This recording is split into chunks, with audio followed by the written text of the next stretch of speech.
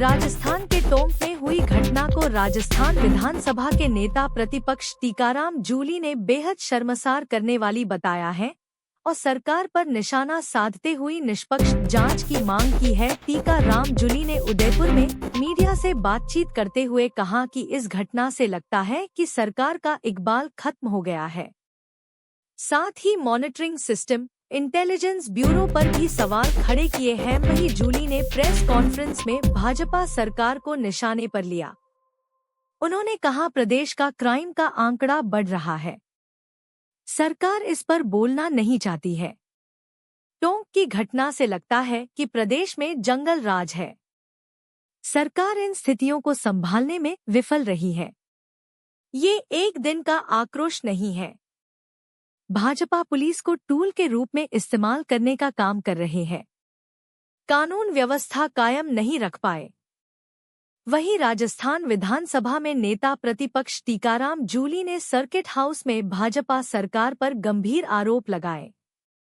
उन्होंने कहा कि राज्य की पूर्व कांग्रेस सरकार की कई जन कल्याणकारी योजनाओं को भाजपा ने बंद कर दिया है या उनमें कटौती कर दी है, जिससे आमजन पर आर्थिक बोझ बढ़ रहा है।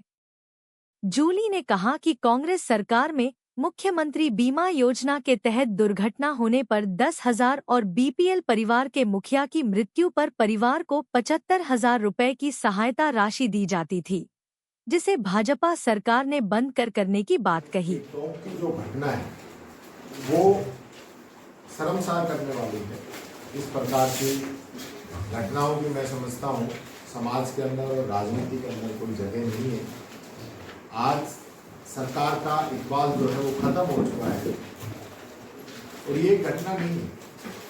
ये घटना इसलिए अधिक उग्र रूप ले रही है कि इसमें आरएस एसोसिएशन और कर्मचारी एक तरफ से लग गए, दूसरी तरफ से कुछ पब्लिक साथ लग गई और ये इतनी हाईलाइट हो गई। ये ऐसा पहला मौका नहीं है।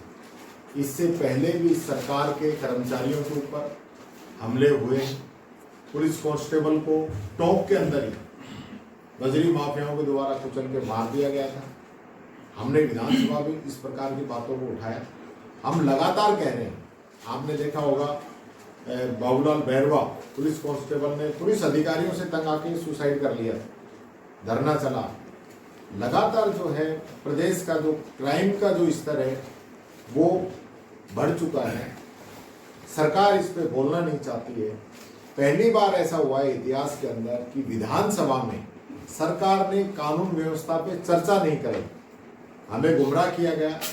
पहले जब डिमांड तय हुई उसमें कहा कि डिमांड न करके हम इसको चर्चा कराएंगे, और जब चर्चा का समय आया तो ये कहा गया कि सरकार जो है कानून व्यवस्था पर चर्चा नहीं कराना चाहती।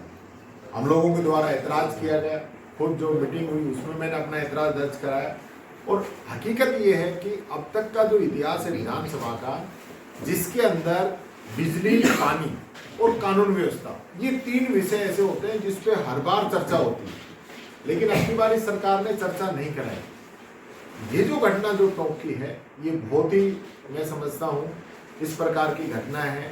ये आने वाले समय में, क्योंकि लॉ एंड ऑर्डर अगर आप कायम नहीं रख पाते हैं और ये सरकार आपकी लगातार फेल होती जा रही है।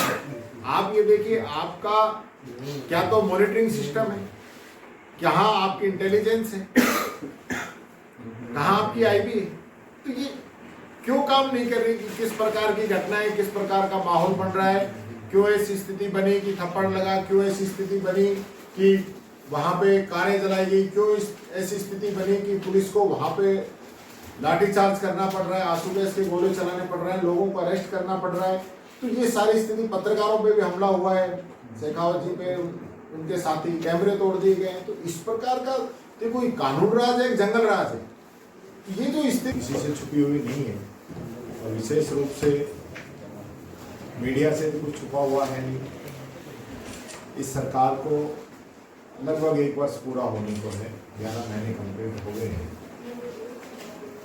और हकीकत ये है कि जितनी भी पिछली सरकार की हमारी जन कल्याणकारी योजनाएं थी गहलोत सरकार से, विशेष रूप से हम बात करें चिरंजीवी योजना की, RGHS की, मुख्यमंत्री बीमा योजना की, जिसमें 10 लाख तक का परिवार का बीमा था। यहाँ तक कि एक योजना और थी जो कि BPL परिवार के मुखिया की मृत्यु होने पर 75,000 रुपये की सहायता दी जाती थी। उस योजना की, चाहे अन्नपूर्णा किट योजना की बात करें, राजीव गांधी युवा मित्र, महात्मा गांधी प्रेरक,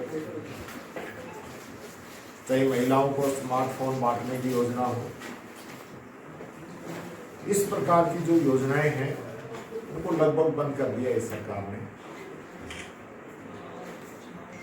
तकरीबन 15 के आसपास योजनाएं ऐसी हैं जिनका नाम बदल दिया गया है।